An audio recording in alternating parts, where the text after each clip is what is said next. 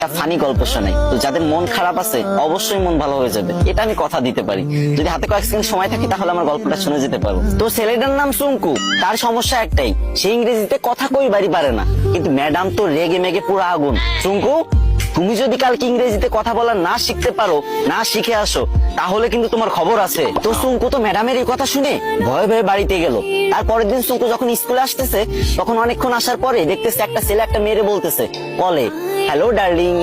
তখন সুঙ্কু বলল, এই তো পাইছি রে, এটাই তো ইংরেজি। আরে আল্লাহ, এত সহজ কথা আর আমি শিখতে পারি না, যাক এটা আমি মুখস্থ করে নি। তো সুঙ্কু মুখস্থ করে নিল হ্যালো ডার্লিং। সুঙ্কু ভাবলো রাস্তাঘাটে মনে হয় মানুষ ইংরেজি বলে সবাই, তো এবার থেকে যার ইংরেজি শুনবে সেটাই মুখস্থ করে নেবে। তো চুঙ্কু আর একটু দূর আগে যাওয়ার পরে পার্কের ধারে একটা মেয়ে একটা ছেলের বলতেছে সেটা ননসেন্স। তো চুঙ্কু বলবো এই তো আর একটা ইংরেজি পাইছি, সেটা ননসেন্স, এটা শিখে নিল। চুঙ্কু তো মহা খুশি, ভাবতেছে মনে মনে কি রে, আমি দুইটা ইংরেজি শিখে গেছি, আজকে তো ম্যাডাম আমার কিছু কইতে পারবে না।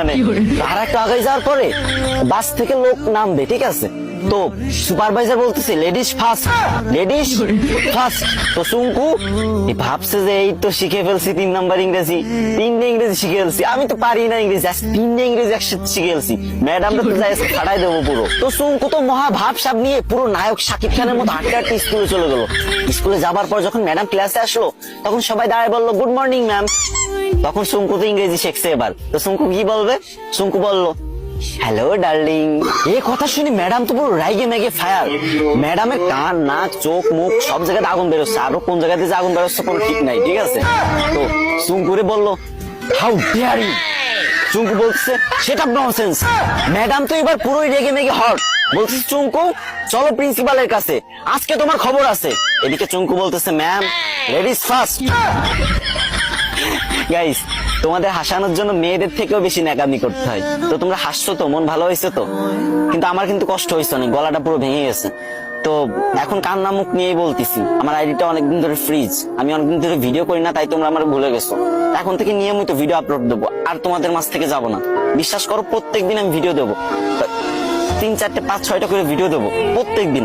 তো প্লিজ তোমাদের কাছে একটা দাবি, ছোট ভাই হিসেবে ভিডিওতে একটা শেয়ার করে দিবা ভিডিওটা। না মানে তোমাদের হাসালাম, এখন কান্না মুখ নিয়ে বলতেছি, যদি একটা শেয়ার করে দাও অনেক খুশি হবো ভাই।